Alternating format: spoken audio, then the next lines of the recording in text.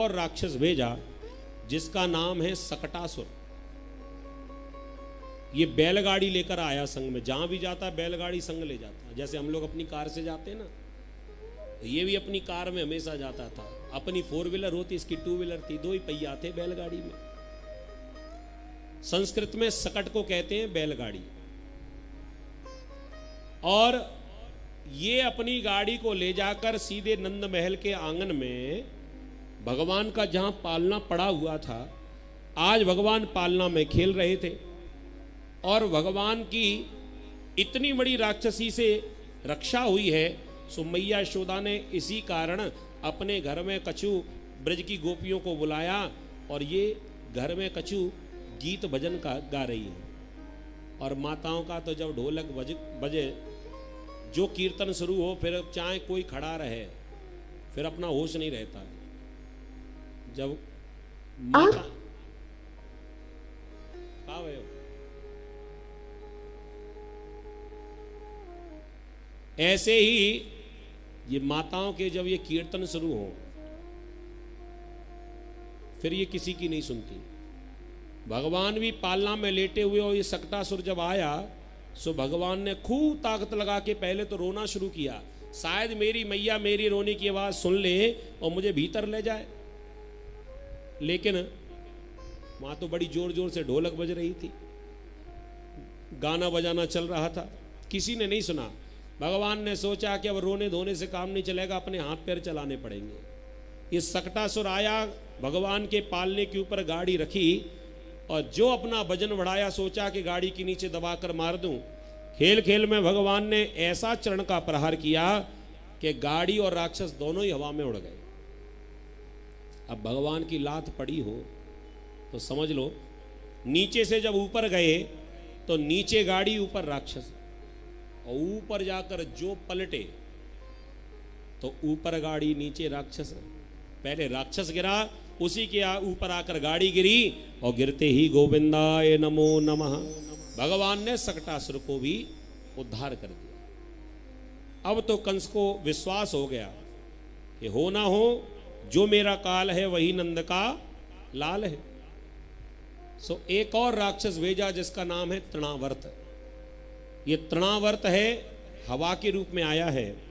जब हमारे यहाँ पर आंधी तूफान चलता है, आपने देखा ना, ऐसे गोल गोल हवा उठती, गोलाकार में जब हवा चले, उसको कहते हैं तृणावर्त संस्कृत में। अब हिंदी में तो इसके कई सारे नाम हो सकते हैं।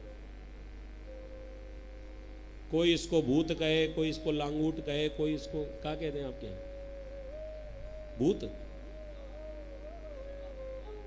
हवा।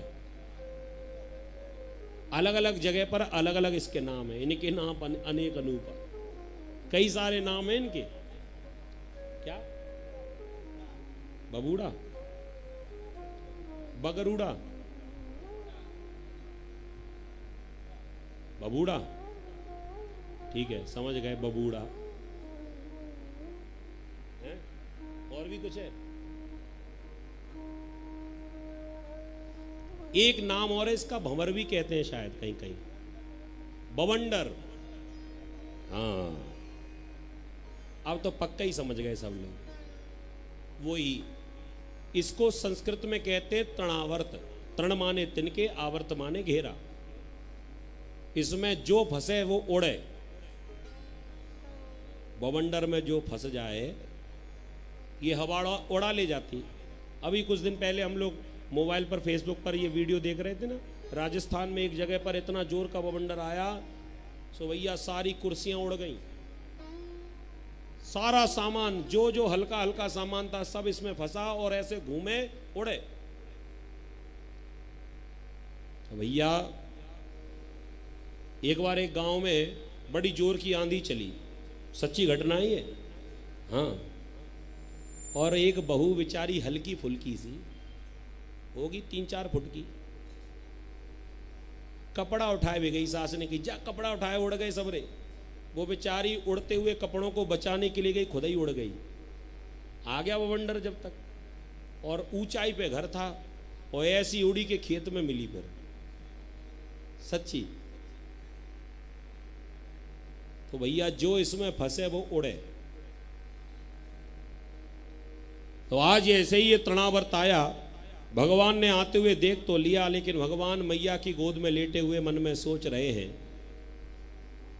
वारे मामा जी बड़े सुंदर सुंदर बधाइयां भेज रहे हो, लाला के भय पर मामा के आते बधाइयां आवे ना, क्यों मामा जी? हाँ, बधाइयां आ रही है मामा के आते। और तो और पहले पूतना नाम की गुड़िया भेजी, मामा ने भेज दी, सो ये पूतना की नाम की गुड़िया ज्यादा नहीं चली, टूट गई। उसके बाद में एक सक्टासुर नाम की गाड़ी भेजी, सो वो भी टूट गई। अब ये तृणावर्त नाम का हवाई जहाज भेजा, जरा देखें कितना उड़ता है।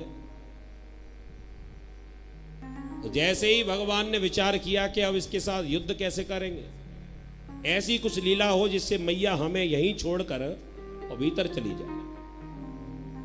भगवान ने जानबूझकर गोद में लेटे लेटे अपना वजन बढ़ा दिया, और इतना वजन बढ़ाया कि मैया से भगवान का वजन सहन ना हो।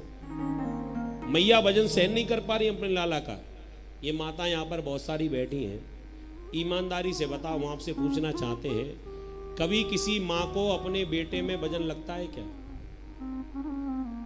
मुंह से बोलो जरा, नहीं लगता ना? और पड़ोसी के में, पड़ोसी की में तो लगता है।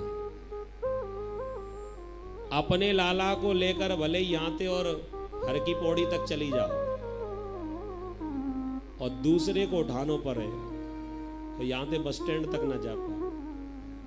बस स्टैंड तो फिर भी दूर होगा, यहां से टैक्सी स्टैंड तक ना जा पाओ। ये एक नैसर्गिक प्रेम है अपने मां से बेटे का, प्राकृतिक है ये। अपने लाला में वजन नहीं लगेगा मां को, भगवान वजन बढ़ाते जा रहे हैं। हालांकि मैया से सहन नहीं हो रहा है, लेकिन फिर भी मैया के एक बार भी मन में ये बात न आई कि मेरे लाला में वजन बढ़ गया। मैया क्या सोच रही है? अरे राम राम, हमारा तो बढ़ापा आ गया। बताओ, ये बिलांद भरे को छोरा है और मेरी गोद में ऐसा दिखे कि जैसे पहाड़ सो आए के गोद में रख दियो हो। हमें तो लगता है कि मेरे घुटना रह गए। अब मैया बेचारी घुटनों को दोष दे रही है। इतने घुटने में परेशानी आ गई कि बिलांद भरे को छोरऊ मोते संभले ना, अब तो कहा किया जाए। सो मन में विचार किया, अब तो बढ़िया बढ़िया देसी घी में और बढ़िया बढ़िया मेवा डाल डाल के लड्डू बनाने पड़ेंगे और 3 महीना खाने पड़ेंगे, तब जाके कहीं हमारे घुटनों का दर्द ठीक होगा। सो मैया ने कन्हैया को धीरे से गोद से नीचे उतार दिया, लेकर नहीं जा रही है। मैया को लगा कि घुटने तो काम कर नहीं रहे, कहीं लाला को लेकर खड़ी होंगी, कहीं गिर ना जाऊं। सो धीरे से ही जमीन पर लिटा दिया। भगवान जो चाहते वही होता है, राम कीन चाहे सोई होई। भगवान को वही फर्श पर लिटाया और मैया ने खड़े होकर सीधे अब लड्डू बनाना शुरू कर दिए। ये तो चकाचक अपने ताई लड्डू बना रही हैं और भगवान को मिला मौका। भगवान तृणावर्त के पास जाने को तैयार हैं। कहाँ तो इतने भारी हो गए, इस मैया से उठ नहीं रहे थे और इतने हल्के हो गए झट ही कि वो हवा इनको अपने संग में उड़ाकर ले गई। थोड़ी देर के लिए पूरे ब्रज में अंधेरा सा छा गया। थोड़ी देर भगवान आकाश में घूम रहे हैं और भगवान ने तृणावर्त से कहा कि मामा जी धन्यवाद। किस बात का? कह दिया कि अब हम थोड़े बड़े हो जाएंगे तो हमें माखन की चोरी करनी है, और माखन की चोरी वही कर पाएगा जिसने गलियां देखी होंगी। अब जिसने गली ना देखी हो, बगल में खड़े रहो, फिर भी पूरे हरिद्वार में घूमते रहो, है ना। जानकारी ना हो तो बगल में होते हुए भी हम लोग इधर उधर भटकते रहते हैं, और जानकारी होगी तो झट पहुंच जाएंगे।